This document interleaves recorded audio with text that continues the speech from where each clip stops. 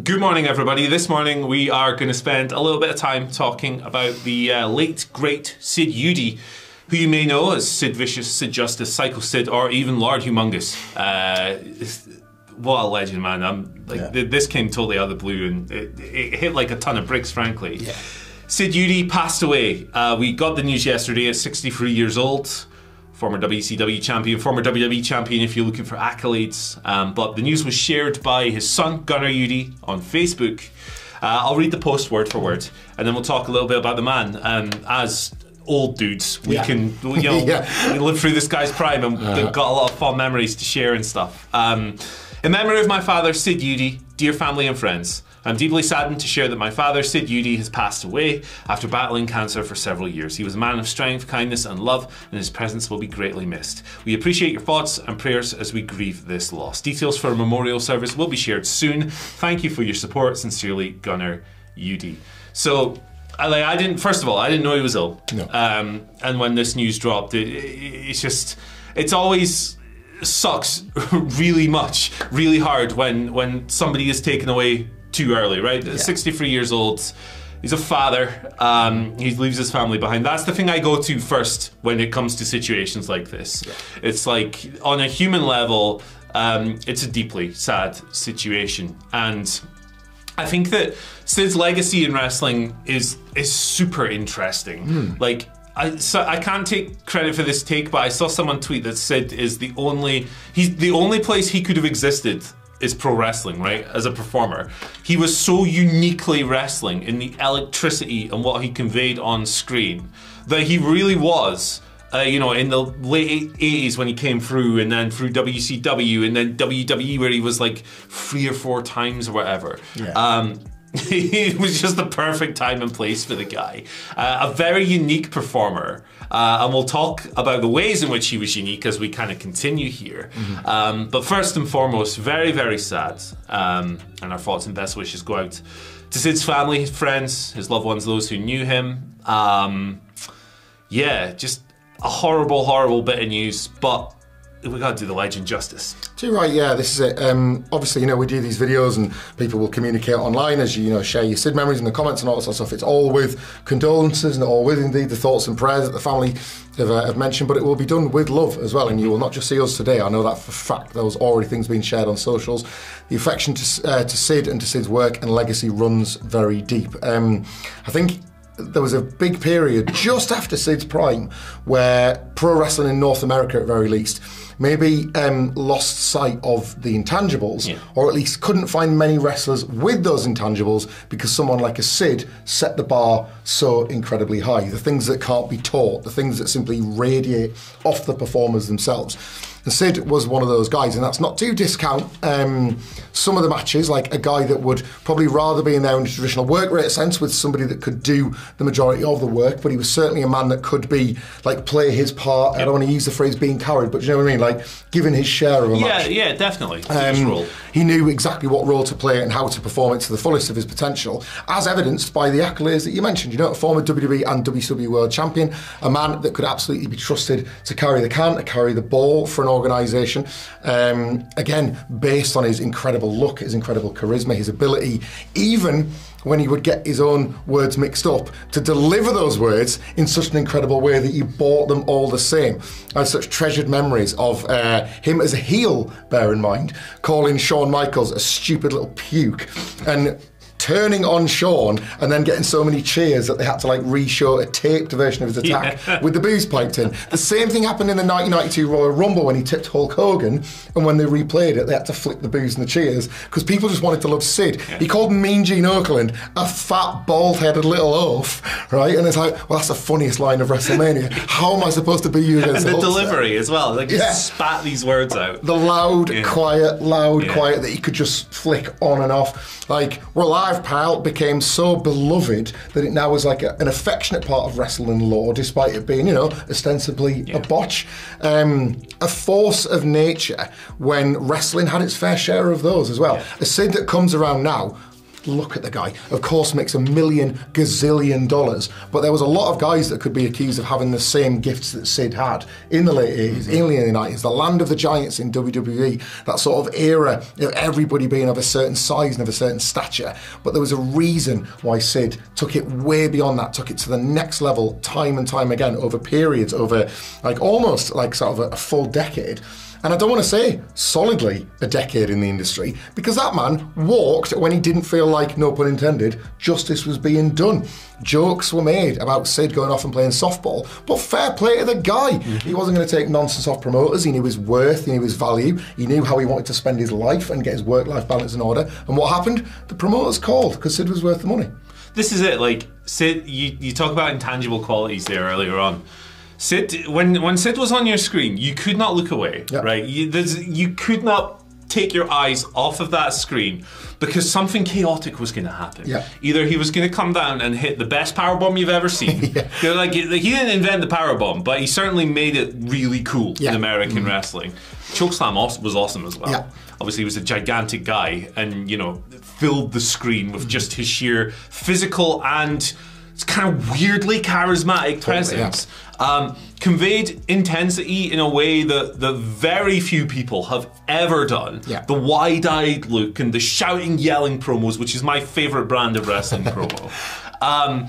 The guy was simply captivating. And look, sometimes it did go a little bit wrong, right? Everyone has seen the half the brain promo and all of that stuff. But stuff like that shouldn't be the guy's legacy. I think, and look, I've been guilty of this myself, right? I think in this era, it is very common for younger wrestling fans in particular, and I'm not gatekeeping or whatever, but we have to kind of acknowledge that the trend of the sport has been towards more athletic, hyper-technical, super coordinated styles of wrestling, which I think is absolutely great. It's a enthralling style of work that we have in the modern era. But as that has become more prominent, I think a lot of people historically have looked back on older wrestlers and gone, he only did 5 moves. He can't be as good as name a wrestler from today who does 40 moves, right? I saw this for Steve Austin online the other week and I almost threw my laptop out the window. But the point is that wrestlers can be great in a great many different ways, right? Bret Hart could do anything with anyone between the ropes. Look, Hulk Hogan's an asshole, but incredible showman. The Rock, incredible showman. Bryan Danielson has the longest list of great matches of all time. Terry Funk was the most adaptable wrestler of all time, who could flip the switch from sympathetic selling babyface to crazy old man heel gouging your eyeball out, like that. Wrestlers can be great for innumerable reasons. Sid was great because he was absolutely terrifying as a monster back in the day, and he was pro wrestling to a T. For me, like my journey with Sid, when I was a kid, I was petrified of this kid. How could you not be? Well, like a shoot 6'9", something like that. Just bigger and scarier than your faves. So you were worried he was going to get them. Exactly. Like performance-wise, he looked psychotic. His squash matches were incredible, and I'm a big squash match guy. And then later in life, as my taste developed, I was a bit like, you know, Sid. I maybe got away from the things that attracted me to him in the first place. But once I started to be a real ball knower and understood like how unique Sid really was, and look, he's not a guy who, if you go on a cage match, you're not going to find 20 5-star matches or whatever. But that's not the point. Like, that's my whole point with the thing about wrestlers being great in different ways. He's not a guy who needed to go out and have incredible work rate main events or anything like that. He was there to be a monster. He was there to be a believable, badass psychopath who could destroy anyone in his path.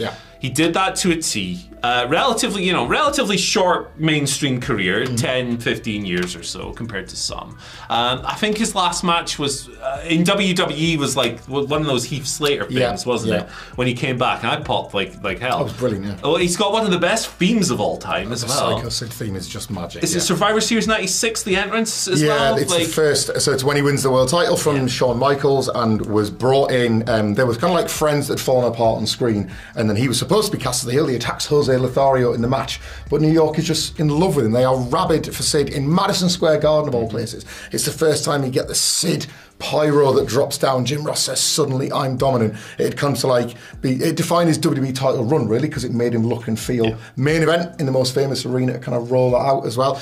But yeah, he's putting the fists out and like those New Yorkers are punching back, and it's like, I want that fist bump, but I don't want him to punch me, because what if he knocks me 20 rows back? Yeah. The intensity. Take your arm off. Intensity just explodes out of every pore. Yeah. And there's a thing about Sid, like I think you make a point, like there's so many different ways in which wrestlers can be valued and judged, and like you mentioned, like someone like a Brian or a Brett, these are the people at the very top of the particular field you are talking about. I would put Sid at the top of his field. There are hundreds, maybe thousands of wrestlers that would wish to have the gifts that Sid had, in the same way that you would look at a Brian or a Brett and be like, I wish I could do what he does. You know, and I think that's, I think when you've seen a lot of like similar takes about like what pro wrestling is or can be, that's why Sid is classified as being somebody that could only be in the industry. It reminds you of the range and the sort of variation, the variety of what pro wrestling can be. And I think there's like we were talking just before we came in the office about the sheer joy of his ECW run, because people were physically smaller in ECW, that when a ginormous Psycho in a pair of jeans comes in, twice the size of you, and can't just throw you around in the ring, can throw you out of the ring, through tables outside, on ramps. It's like, it's a reaction that I think the ECW fans didn't know they had in them until they saw him. Yeah, exactly. And like, that's what it's all about. Wrestling's all about differences and like different people, different styles of wrestler interacting with each other, and that's what makes it fun and interesting and exciting. And I think that the kind of wrestler that Sid was isn't so prominent these days, right? I'm trying to think of a word, but like spectacle, I guess, the kind of wrestler. It's not really much of a thing anymore. It's gone out of style a little bit, and I think that's a real shame, because if you think in wrestling history, I don't think I could sit here and name many people who were more memorable than Sid, and who were as just electric and sweating red-faced intensity coming down the camera lens. Because you know when that local enhancement guy was in the ring and the music hit and Sid marches down with that stare, that person was going to eat. There was like a SHIT. For younger fans, there was like a certain air of that to early days Braun Strowman, and they had to make him literally tip over cars and break double bases to capture that same kind of chaos, you know? Like today's oversaturated. Sid could jump on a squash car, Braun had to tip one over. Like, so that was kind of, you needed something extra, some kind of prop or some kind of like enormous set piece in order to capture what Sid could do, simply walk into the ring in his boots and trunks. There is a match recommendation. You're going to see a lot of like Sid's world title things, the stuff he did with a Shawn, with a Brett, the people that could maybe get the best tune out of him, bell to bell. But there is a match that I would love people to go and check out today from International Incident 1996. Sid has stepped in for the Ultimate Warrior, who had left WWE, and was a guy that was seen as like a like for like, another giant guy, another like sort of just a force of nature, charisma-wise. But International Incident took place in Canada, hence the name, and they are just insane for the Psycho. Like, Shawn Michaels has busted him out the Psycho, so he's being crazy. He's dialing up the crazy on purpose, saying like, this is a man that nearly killed me and I'm prepared to team with him this one night. And it's the first time you're ever seeing him as a baby face, as the psychotic character, and everything he does they come unglued for. You've got Vader, Owen Hart and the Bulldog on the other side. You've got Shawn Michaels as the world champion and Ahmed Johnson as the Intercontinental champion. So Sid's there for the hot tags and the big spots, and every single time he comes in there, the building comes unglued. Vader's fighting for the title at SummerSlam, but even a Vince McMahon watching must have thought, I think I want him, thanks. So all of a sudden you're kind of watching like Vader's hopes and dreams disappear, because it's like, I think that might be the giant I go for in the garden. And it's just, it is one of those nights where you can, not that a star was being born or even a star was being made, but it was just crystallized that, oh, hang on, like nobody's hot. Why not go with him again? And it's just like, Sid was always a guy that could convince promoters that he was one to go with, because I want to push that picture. Yeah. Do you know what I mean? He was the man and the master and the ruler of the world. Absolutely. So just kind of to wrap this one up, a true pro wrestling original, unique in every sense, the kind of wrestler who doesn't really come along today, and I think wrestling is worse off for that. Yeah. So rest in peace, Sid Eudy, Sid Viscious, Sycho Sid, Sid Justice, whatever you may know him as. Best wishes to his family, his friends, his peers, those who knew him. You'll have seen the myriad tributes pouring in on social media. And, you know, people putting little compilations together, and it's gonna be nice, isn't it? It absolutely is. Like, I've already seen the ECW ones, and it's like it put blood in my veins this morning. It just, you know, what a unique, captivating performer. I hate that word, but he was Sid ruled, man. Sid ruled, and I think that history will remember that. And look, every kind of large wrestler from the new generation and various WCW eras, everyone goes through a bit of a cycle where it's like, oh, couldn't do any moves, all of that nonsense. I think that will rightly be washed away, and I think that Sid will be remembered as he deserves to be, as just a totally unique pro wrestling presence. So thank you, Sid, for everything, every crazy high that you gave us over the years, and once again, condolences to Sid's family and friends. Me and Adam will be back a bit later on with a more conventional news video. Rest in peace, Sid.